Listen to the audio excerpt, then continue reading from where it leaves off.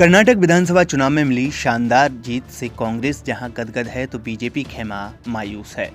कर्नाटक के बाद अब राजस्थान, मध्य प्रदेश और छत्तीसगढ़ की बारी है, जहां इस साल के अंत में विधानसभा के चुनाव होने हैं।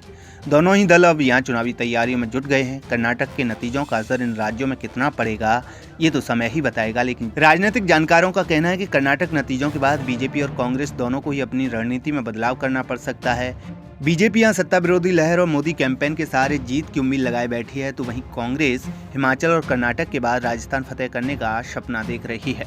जानकारों का मानना है कि कर्नाटक चुनाव के बाद बीजेपी को राजस्थान में अपनी रणनीति में बदलाव के लिए मजबूर होना पड़ सकता है। बीजेपी पुराने चेहरों की जगह नई टीम पर भरोसा कर सकती है, लेकिन इसमें बीजेपी के सामने एक बड़ी मुश्किल भी है। दरअसल मुख्यमंत्री अशोक गहलोत और सचिन पायलट के बीच मतभेद का फायदा उठाने की कोशिश में लगी बीजेपी में भी कप्तानी को लेकर स्थिति स्पष्ट नहीं है। बीजेपी भी अंदरूनी गुटबाजी का सामना कर रही है।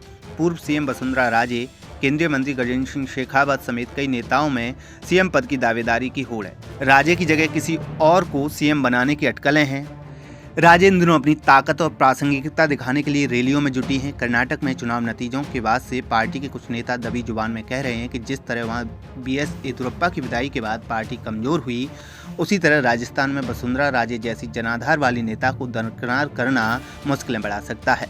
वसुंधरा की अगुवाई में बीजेपी ने 2013 में कांग्रेस को बुरी तरह परास्त किया था। पार्टी ने 200 में से 163 सीटों पर जीत हासिल की थी। हालांकि 2018 में वो अपनी सत्ता बरकरार नहीं रख सकी।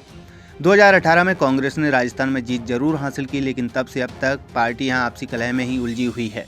चुनाव में बहुमत पाने के बाद सचिन पायलट की इच्छा को दरकिनार करते हुए अशोक गहलोत को मुख्यमंत्री बनाया गया। पायलट तब से ही सीएम का पद पाने की कोशिश में जुटे हैं। 2020 में बागी तेवर अख्तियार कर लेने वाले पायलट को गहलोत गद्दार तक कह चुके हैं। वहीं पायलट अपनी ही सरकार के खिलाफ अनशन के बाद यात्रा निकाल रहे हैं। वो गहलोत सरकार पर वसुंधरा राजे सरकार में हुए कथित भ्रष्टाचार पर एक्शन नहीं लेने का आरोप लगा रहे हैं। कांग्रेस की सबसे बड़ी मुश्किल दोनों खेमों को एकजुट करना है। हाल के समय में पार्टी नेतृत्व की ओर से जहां गहलोत को खुलकर समर्थन देते हुए उनके ही नेतृत्व में चुनाव लड़ने की बात कही गई, तो असंतोष जाहिर कर रहे पायलट के मुद्दों को मजाक तक कह दिया गया। ऐसे में यदि जल्द हालात को नहीं संभाला गया तो हिमाचल और कर्नाटक में मिली जीत के सिलसिले को कायम रखना मुश्किल हो सकता है। पार्टी के कुछ रणनीतिकार और राजनीति के जानकार कह रहे हैं कि जिस तरह चुनाव से पहले कर्नाटक में डीके शिवकुमार, सिद्धारमैया समेत सभी नेताओं को बराबर तवज्जो देकर एकजुटता का संदेश दिया गया, उसी तरह राजस्थान में भी सबको साथ आना होगा। कर्नाटक के बाद पार्टी अब राजस्थान के मुद्दे को प्रमुखता से सुलझाने जा रही है। ऐसे में देखना दिलचस्प होगा कि आगे क्या कदम उठाए जाते हैं।